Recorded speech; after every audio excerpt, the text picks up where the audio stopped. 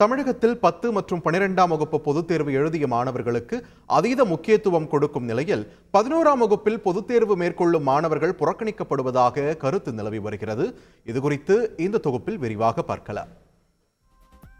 10ஆம் வகுப்பு பொதுத் தேர்வு மற்றும் 12ஆம் வகுப்பு பொதுத் தேர்வை சுட்டிக்காட்டி பயமுறுத்தி வந்த காலம் சென்று 11ஆம் வகுப்பிற்கும் சேர்த்து பயமுறுத்தும் காலம் 2017இல் தொடங்கியது. அதற்கு முன்னர் எப்போதும் போல ஆண்டு இறுதி தேர்வு மட்டுமே 11ஆம் வகுப்புக்கு நடத்தப்பட்டு வந்தன. இதனால் பெரும்பாலான தனியார் பள்ளிகள் 12ஆம் வகுப்பு பாடங்களையும் முன்கூட்டியே நடத்த தொடங்கின. இந்த நிலையில் முந்தைய அதிமுக ஆட்சி காலத்தில் பள்ளி கல்வித்துறையில் பல சீர்திருத்தங்கள் கொண்டுவரப்பட்டன. அதன் ஒரு பகுதியாக 11ஆம் வகுப்பிற்கு உரிய முக்கியத்துவம் தரும் வகையில் பொதுத் தேர்வு திட்டம் அறிமுகம் செய்யப்பட்டன. இதனால் 10ஆம் வகுப்பு பொதுத் தேர்வையும் சேர்த்து 3 பொதுத் தேர்வுகளை மாணவர்கள் மேற்கொண்டு வருகின்றனர். ஆனால் தொடர் பொதுத் தேர்வுகள் மாணவர்களுக்கு மன அழுத்தத்தையே ஏற்படுத்தும் என்பது கல்வியாளர்களின் கருத்தாகவே இருந்தது.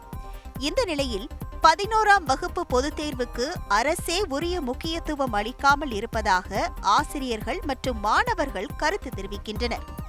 குறிப்பாக உயர்கல்விக்கு 11ஆம் வகுப்பு பொதுத் தேர்வு மதிப்பெண்கள் கணக்கில் எடுத்துக் கொள்ளப்படாது என்ற அறிவிப்பு பொதுத் தேர்வின் முக்கியத்துவத்தை இழக்க முக்கிய காரணமாகவும் கருதப்படுகிறது.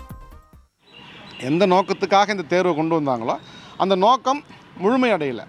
ஏன்னு சொன்னால் 11ஆம் வகுப்பு பாடத்தில் எடுக்கக்கூடிய மதிப்பெண்கள் உயர்கல்விக்கு கருத்தில் எடுத்துக்கப்பட மாட்டாது அப்படிங்கிற ஒரு அறிவிப்பு வந்த பிறகு மீண்டும் பழைய நிலைக்கே அந்த நிலை மாறிடுச்சு. தனியார் பள்ளிகளும் தொடர்ந்து 11ஆம் வகுப்பு பாடங்களை தொடர்ந்து நடத்தாமல் மீண்டும் 12ஆம் வகுப்பு பாடங்களை நடத்திட்டு இருக்கிறாங்க.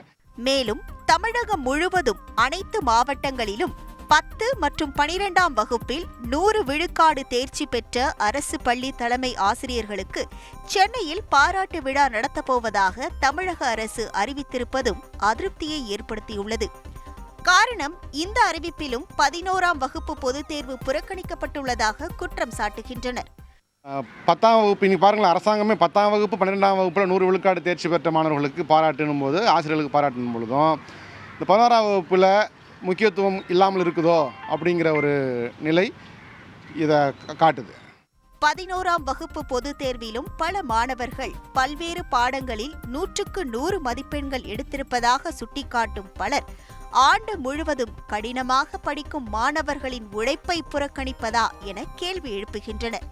இதற்கு 11ஆம் வகுப்பு பொதுத் தேர்வு முறையை ரத்து செய்து விடலாம் என்பது பலரின் குமுறலாக உள்ளது.